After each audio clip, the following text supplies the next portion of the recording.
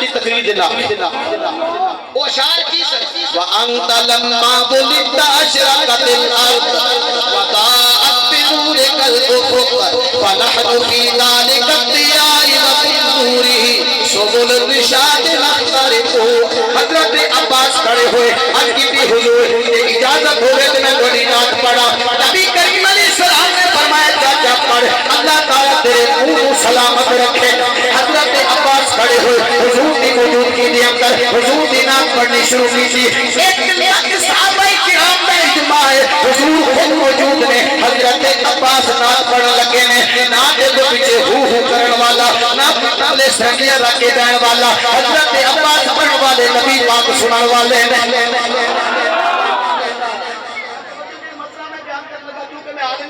اللہ دے فضل و کرم مسائل بیان کرنا میرا فرض بنتا ہے میری ذمہ داری اگر غلط کام ہوا تو میرا روکنا پڑتا ہے فرض بننا میں نبی پاک کی مسند پہ بیٹھا اے نعت پڑھی گئی نا نعت کے پیچھے صحابہ نے کیا بھی غلط پیچھے ہو جاتے اللہ اللہ اللہ ہو کرو نہیں بالکل نہیں ایسا ہویا حضرت کعب بن زہیر نے آ کے نعت پڑھی ہے اور 58 شعراں دا قصیدہ ہے جڑا حضرت کعب بن زہیر نے حضور کے سامنے پڑھے ہے قصیدہ باندھ سواد بھی آتے ہیں قصیدہ لامیہ بھی آتے ہیں مستدرک الحاکم کے اندر بھی موجود ہے مواہب النظری اندر بھی موجود ہے آپ کو کہتا میں ایک شعر ہوتا بھی تمہیں سنا دیں گا برکت واسطے حضرت 58 شعر پڑھے حضور کے سامنے نہ کوئی طبلہ نہ کوئی جناب دف کوئی شے نہیں نہ کوئی پیچھے اللہ اللہ ہو کرنے والا ہے اللہ تعالیٰ کے نام کی اتنی حیثیت رہے گی پیچھے بطور طبلہ استعمال کیتا جائے نہیں سمجھ آئی میری قوم سکتی ہے شاید نہیں سمجھ آئی کہ کم از کم اٹھ کے کھلو جائے بھائی تو نعت پڑھ پچھلے اللہ تعالیٰ کے نام بطور طبلہ استعمال کر رہے نہیں سمجھ آئی علماء تشریف فرمان ہے خیر جناب اے آکھے جی میں نے کسے بندے آکھیا کہ اے جڑے نا جاندے نے تفلیاں دف جاندے نے آنے نے جو نبی پاک تشریف لے آئے نا کہ مدینے پاک کے اندر بچے نے دف جائے چھڑ نبی پاک نے منع نہیں کیتا میں کہ سبحان اللہ وہ بچیاں سن کے بابے سن چھوٹیاں بچیاں جو شریعت کے احکام لاگو ہوندے نے نابالغ بچیاں ہون انہاں تے شریعت احکام لاگو ہوندے نے تسی بالغ ہو تواڈے تے شریعت احکام لاگو نے چھوٹیاں بچیاں تے لاگو نہیں انہاں تے وہ پابند نہیں اگر انہاں دفنی بجائی تے چھوٹیاں بچیاں سن نا حالے نبی پاک آ رہے سن شریعت نے بیان کرنی سی شاید کیوں کر جائے تیرے دل میں میری بات کاش کے سارے نگروں کے اوپر چیزیں بیان ہوتا تو مطابق نہ دکھانی ہوتے جنہیں سرکار کے زمانے جھنڈی گئی صحابہ نہ کرتے حالے سرکار مدینہ کو تشریف لے آ رہے ہیں کہ حالے احکام بیان ہونے کے مدینہ پاک کے اندر اور پڑھ والیاں بھی نابالغ بچیاں نے جوان نہیں کہ حضور منع کرتے دلیل کوئی بناتے ہو اور مستدل کوئی ہوتا ہے مسئلہ کوئی ثابت کرتے ہو استدلال کتوں کرتے ہو کم از کم علماء کے سامنے تیری جنانہ کرے تو علماء کے بیچارے پڑھ کے بیٹھے نے چپ کر کے بیٹھے نے مطلب مجمع نہ خراب ہو جائے کہ جناب انتظامیہ نہ سارے نہ بگڑ پاؤ کوئی نہیں حضرت توجہ حضرت حسان بن ثابت کا جناب پورا اپنا دیوان چھپے ہے دیوان حضرت حسان نے کسی جگہ سے دف بجایا ہوتے میں وہ خادم من جانا حضرت کعب بن زہیر نے بجایا میں من جاؤں گا حضرت عباس نے بجایا ہوئے میں من جاؤں گا یار انہوں نے نعتاں پڑھیاں نے نہ کسی ذکر کیتا ہے نہ کسی دف بجائے نے سرکار کے سامنے انہوں نے اونچی نعتاں پڑھیاں نے میں بھی پڑھ رہے ہیں تو مزہ آ رہا ہے کہ نہیں آ رہا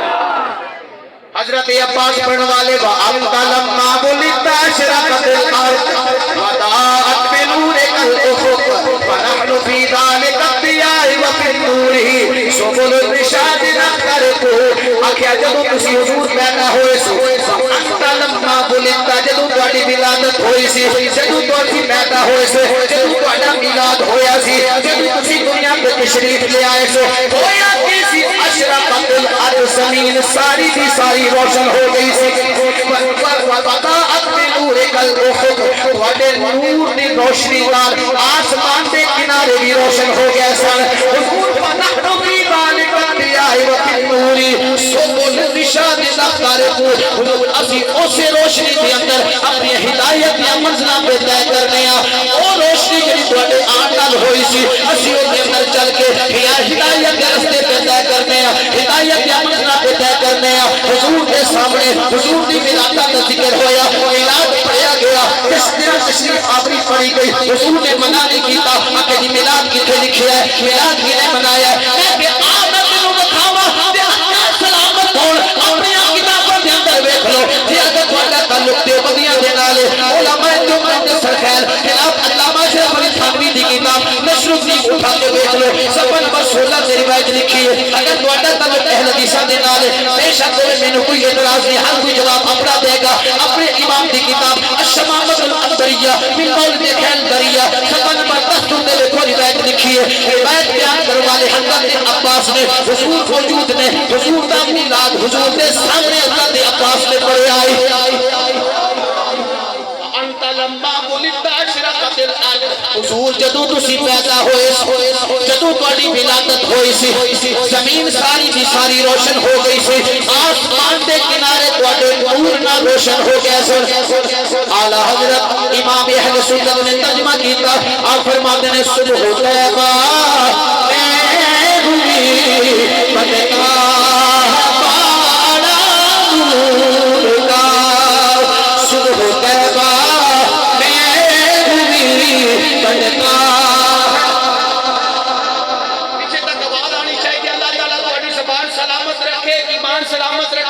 سلامت رکھے جان سلامت رکھے اللہ اپنے نبی کے صدقے جو نعمت دنیا مزید برکت عطا فرمائے مرن لگے کلمہ نصیب ہوئے زندہ دیدار نصیب ہوئے قبر کے اندر نبی پاک کی پہچان ہو گئے حشر کے اندر نبی پاک کی روایت ہم تلے جگہ ملے حضور کی شفاعت نصیب ہو گئے حضور نے کلمہ جنت ملے اگر سارے چاہتے ہیں کہ دعا قبول ہو گئے کہ کل کے میرے پڑھو گے صبح طیبہ میں ہوئی بڑھتا ہے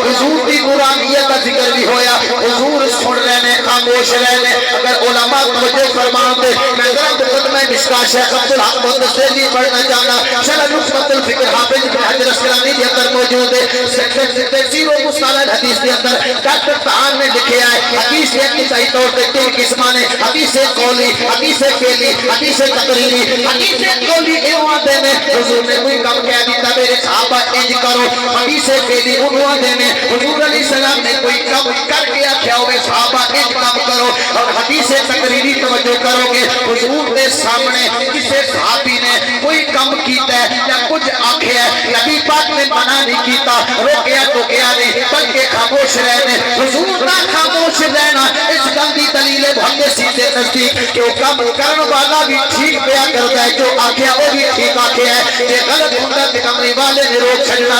حضرت عباس نے حضور علیہ السلام کے سامنے جڑا قصیدہ پڑھیا وَأَنْتَ لَمَّا وُلِدْتَ أَشْرَقَتِ الْأَرْضُ حضور جدوں تہاڈی ولادت ہوئی سی زمین ساری دی ساری روشن ہو گئی سی حضور تہاڈے نور دے نال آسمان دے کنارے بھی روشن ہو گئے سن جے اگر حضور علیہ السلام اپنی نورانیت کا بیان پسند نہ کرتے حضور فرماتے میں بشرا مینوں نور کیوں آنکھیں آئی نا حضور کا خاموش رہنا اس گل کی دلیل ہے حضرت عباس جو کہہ رہے ہیں بالکل ٹھیک کہہ رہے ہیں بالکل ٹھیک کہہ رہے ہیں میری آمد ہوتے زمین بھی ساری روشن ہو گئی آسمان